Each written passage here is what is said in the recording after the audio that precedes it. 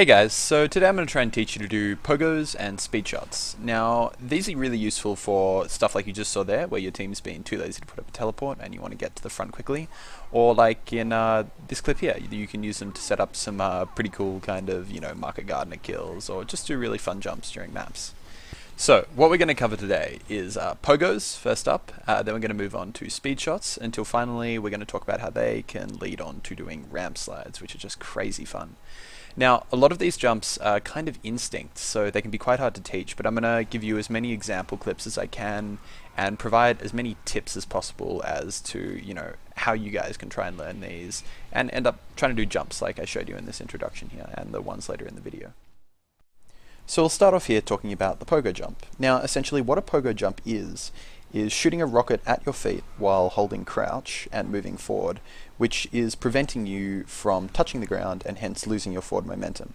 You can use this to chain multiple jumps together and basically keep your momentum from jump to jump without losing your speed, which happens when you touch the ground.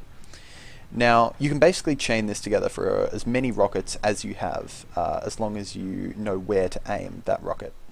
Now, initiating a pogo in a jump map scenario is very simple. You walk off a ledge while holding crouch and just shoot rockets at your feet while moving forward. And if you shoot a rocket further behind you, you'll go further forward. But the thing is, this kind of jump map scenario isn't exactly practical in a game. What you want to do in a game is shoot a rocket to get lots of forward momentum and as lower altitude as you can. So you want to be as close to the ground as possible, because this means when you shoot the rocket at the ground to do the pogo, it'll be even more effective. Like you've seen in this clip here, I shoot off the wall to get lots of forward momentum and also maintaining quite a low altitude so that when I shoot that rocket at my feet, I go as far as possible. Finding where to aim is probably the most complex part of a pogo jump. So you'll see when I'm moving very slow, I kind of aim my rockets almost directly beneath me. However, as I get more and more momentum forward, depending on the speed of my jump, I need to begin to aim further and further in front of me to account for the time that it's going to take the rocket to hit the ground and where I will be when that happens. Now, as you can see in this clip here, I have quite a bit of forward momentum. As a result, I am aiming in front of me, not directly down, and that results in a perfect pogo jump, which then leads me onto that ramp slide there.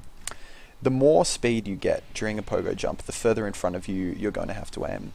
I can't give you an exact rule for this. It's kind of something you're just going to have to go into a jump map, preferably have regen on, and kind of figure out for yourself where the best place to aim is. A final tip I'll leave you with is after each pogo, flick your aim upwards, because this seems to give a little extra speed boost to your character model. So as a quick review of what we've done with pogos so far, you want to hold crouch, begin with a low, fast jump, change your aim to adjust for the speed that you're traveling at, and then after each jump, flick your aim up to get a little extra speed boost. Speed shots hold a lot of similarities with pogos, however they're a bit more complicated and provide a lot more speed if you pull them off correctly. The key difference is that you actually let your character model touch the ground before the rocket propels him forward. You're really only letting your model touch the ground for a fraction of a second, so you still will need to shoot your rocket before you hit the ground. However, the fact that you do let your model touch the ground as opposed to a pogo means that you get a lot more forward momentum from the rocket than you do using the previous technique.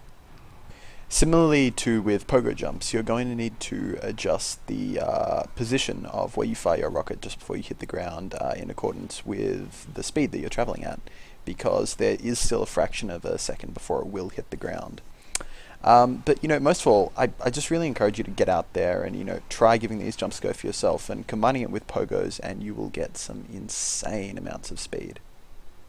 Now that we've covered pogos and speed shots, we're going to look at ramp slides, which is actually an extremely simple part of the tutorial. Now what a ramp slide is, as you can see here, it's where I basically am in full contact with an upward sloping surface, but instead of stopping, I'm actually sliding up the ramp like that without losing any of my forward momentum. Now, the reason that this is an extremely easy aspect of the tutorial is, while a lot of people think there's some kind of weird trick to sliding up ramps, it is 95% just about the speed that you're traveling at, and the final 5% is just the angle you meet the ramp. If you are traveling with enough speed, you will be able to slide up the ramp. You really gain all this speed just through combining previous speed shots and pogos, which we've been talking about earlier. So by refining them, you'll be able to slide up almost any ramp surface. Now, the angle you meet the ramp at is fractionally important. So what you basically need to do is try and meet the ramp from the lowest angle possible. However, the more speed you have, the more ridiculous an angle you can meet the ramp from and still have the ability to slide up it. As you see there, I have an incredible amount of speed and I just have absolutely no friction going up the ramp. So I really encourage you guys to just get out there and practice some of these jumps. It was while I was fiddling around with Pogos and Speedshots that I actually got this clip here on Sawmill. So with a little bit of practice, you guys shouldn't have any trouble being able to do the same. I'm going to leave you now with a clip of some of the most impressive pogoing and ramp sliding I've seen on this channel, and that was the winner of the Upwards Challenge a few weeks ago. Enjoy.